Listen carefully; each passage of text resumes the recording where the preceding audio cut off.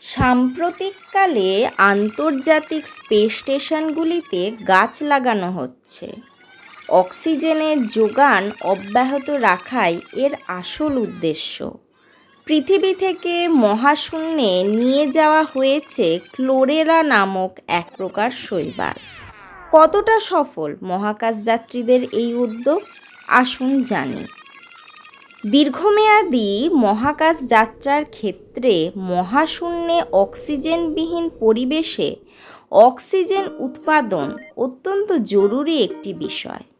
Oxygen ছাড়া মহাকাশযানের ভেতরে এবং মহাকাশ স্টেশনে কোনো কাজই করতে পারবেন না মহাকাশ যাত্রীরা। নমস্কার, ফ্রি থিঙ্কিংয়ের একটি চ্যানেলে আপনাকে স্বাগত জানাই। আজকে আমাদের আলোচনার বিষয় হলো মহাকাশ স্টেশনে গাছপালা। হ্যাঁ, শুনতে অবাক লাগলেও এই বিষয়টি অবশ্যই সত্যি। মহাকাশ স্টেশনেও গাছপালা সম্ভব।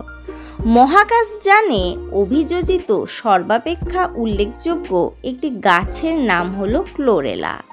এটি এক ধরনের শৈবাল। এর দেহটি মূল, কাণ্ড ও পাতায় ভাগ করা নয়, তাই এর নাম থ্যালাস উদ্ভিদ।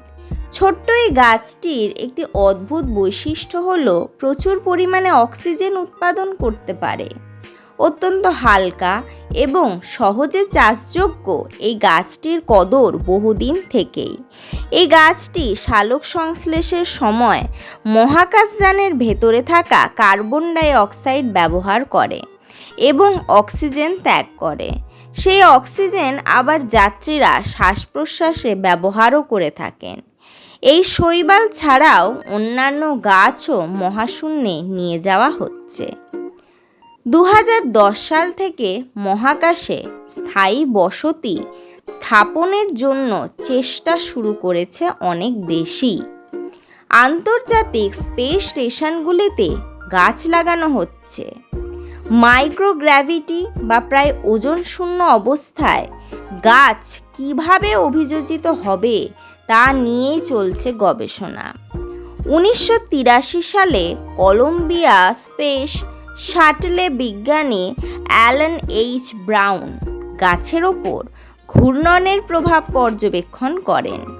এছাড়াও মহাকাশযানে সূর্যমুখী গাছ রেখে তার ওপর পৃথিবীর ঘূর্ণনের প্রভাব লক্ষ্য করা হয়েছিল। NASA, European modular cultivation system ও কানাডিয়ান স্পেস এজেন্সি প্রত্যেক আন্তর্জাতিক স্পেস স্টেশনে গাছ লাগানো, তাদের বৃদ্ধি এবং বংশবিস্তারের ওপর কাজ করে চলেছে। ISS বা ইন্টারন্যাশনাল স্পেস স্টেশনে লেটুস শাক চাষ ও তাদের বৃদ্ধি করা সম্ভব হয়েছে। সব মিলিয়ে চেষ্টা করা হচ্ছে যাতে মহাকাশযানে খাদ্য এবং অক্সিজেনের সমস্যা না হয়। তবে রাসায়নিক পদ্ধতিতেও অক্সিজেন উৎপাদন সম্ভব হয়েছে। বিভিন্ন ধরনের অক্সিজেন যুক্ত যৌগকে ভেঙে অক্সিজেন উৎপাদন সম্ভব হয়েছে।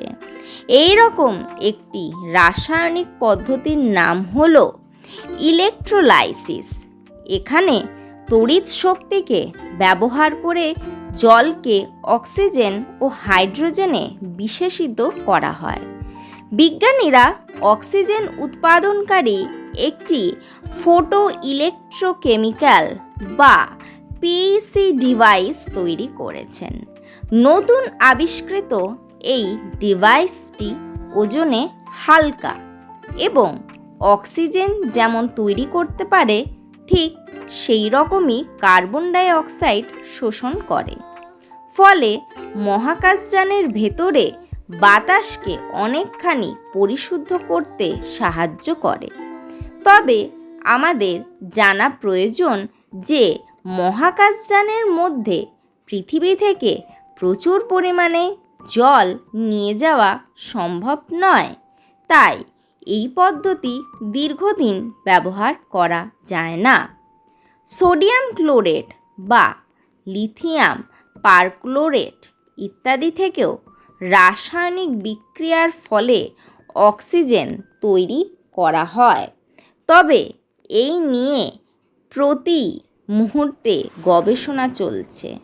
যেমন মার্কিন মহাকাশ গবেষণা সংস্থা নাসা মঙ্গলে অক্সিজেন উৎপাদন পদ্ধতির জন্য আবিষ্কার করেছে Mars oxygen in situ resource utilization experiment বা সংক্ষেপে মক্সি।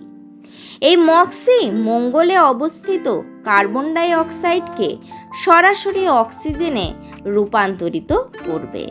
এই প্রক্রিয়ার জন্য পর্যাপ্ত পরিমাণে বিদ্যুতের প্রয়োজন হয়। মঙ্গল ও চাঁদের মাটি থেকেও অক্সিজেন নিষ্কাশনের চেষ্টা চলছে। এছাড়াও মহাকাশচারীদের ব্রিদিং এক্সারসাইজ এবং শ্বাস প্রশ্বাস গ্রহণের ওপর রীতিমতো ট্রেনিং নিতে হয়। অর্থাৎ প্রযুক্তির যেমন উন্নতি প্রয়োজন, তেমনই প্রয়োজন শারীরিক ও মানসিক পরিবর্তনেরও, যা স্বল্প অক্সিজেনযুক্ত পরিবেশে অভিযাত্রীদের সুস্থ রাখতে সাহায্য করে। আমাদের ভিডিওটি এই পর্যন্তই। পরবর্তী ভিডিও সম্পর্কে আরও জানতে হলে আমাদের চ্যানেলটিকে সাবস্ক্রাইব করুন এবং একটি লাইক করে দিন। দেখা হচ্ছে পরের একটি ভিডিওতে। ধন্যবাদ।